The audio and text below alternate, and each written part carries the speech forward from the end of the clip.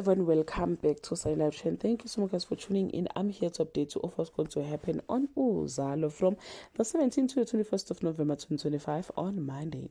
Mondli has enough of the corruption in his police station. Nkunzi is tired of Nkazimulo making decisions without asking for his permission. Njeza want to tell Lily the truth about Mr. Dongwe on Tuesday. Mondli deals with Officer Tusi decisively. Nyawo receives a brutal tongue lashing for his crooked ways.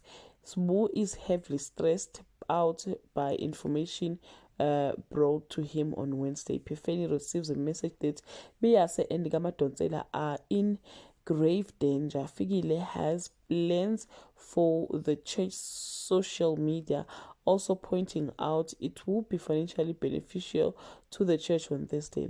Kazimulo comes for Pefeni's head while How seeks pleasure before he meets his maker.